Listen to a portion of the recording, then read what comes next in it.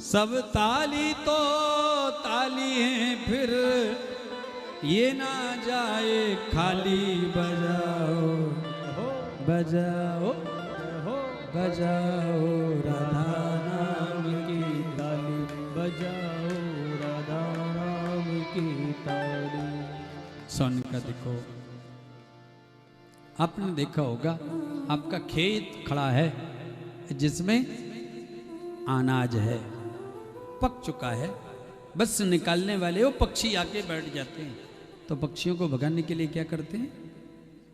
ताली बजाते हैं जोर से, और ताली बजाने से पके हुए अनाज को खाने वाले पक्षी भाग जाते हैं, तुम्हारा धन सुरक्षित हो जाता है।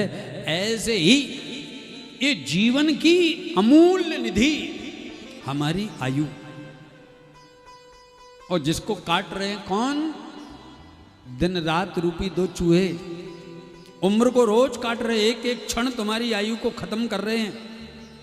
और जब तुम उस समय भगवान का नामास्मृत होकर के प्रेम से ताली बजाते हो तो भगवान तुम्हारी उस कटती हुई आयु में ऐसी अमरता प्रदान करते हैं कि तुम्हारा एक एक क्षण अमर होने लगता है, जीवन धन्य होने लगता है।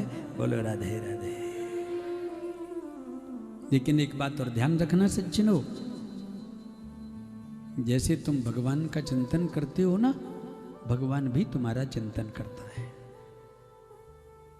तुम भगवान की याद करते हो ना, तो भगवान भी तुम्हारी याद करता है। गीता में भगवान ने कहा है, यो यथा माम प्रपद्यन्ते तांस तथैव भजाम्य हम। जो मेरा भजन करता है मैं उसका भजन करता हूं। एक बात और कह दूं, भगवान के सामने चतुर मत बनो, गुरु के सामने चालाक मत बनो, माता पिता के सामने बड़े मत बनो। मां कब तक तुम्हारा चिंतन करती है, कब तक तुम्हारी चिंता करती है? जब तक तुम छोटे हो। बालक जब छोटा होता है ना, 3 महीने का, 4 महीने का, 6 महीने का, चल नहीं पाता, स्वयं खा नहीं पाता, तो उसकी माँ कहीं भी काम कर रही हो लेकिन उसका हमेशा ध्यान किस पर रहता है? बालक पर रहता है। कहीं मेरा बालक भूखा ना रह जाए, कहीं मेरा बालक गिर ना जाए, कहीं मेरे बालक का पल्ला लुढ़क ना जाए, कहीं कोई कुत्ता बिल्ली आकर के उसे डिस्टर्ब ना कर दे। काम शरीर से कर रही है और उसका मन बालक में लगा है। कब तक लगा है? जब तक वो छोटा है। और जब वो बड़ा हो गया, समझदार हो गया, फिर मां निश्चिंत हो जाती है। अब तो समझदार हो गया, अब तो बड़ा हो गया। ऐसे ही शास्त्र कहते हैं भगवान के तुम जब तक भोले भक्त बन करके रहोगे तो फिर तुमको चिंता भगवान क्यों नहीं करना है? फिर भगवान तुम्हारी चिंता करता है। कौन चिंता करता है? भगवान करता है अपने भक्तों की चिंता। हमारे ब्रज में तो राधा रानी चिंता करती है। ये ब्रज का नियम है, कोई भी व्यक्ति रात में भूखा सो नहीं सकता। उसके पास धन हो नहीं हो, संपत्ति हो नहीं हो। अरे कोरोना काल की ऐसी भयंकर स्थिति थी, लेकिन राधा रानी ने सबको खिलाया। यहां की 3 महारानी हैं, 3। एक यमुना महारानी है, एक रजरानी है और तीसरी राधा रानी है।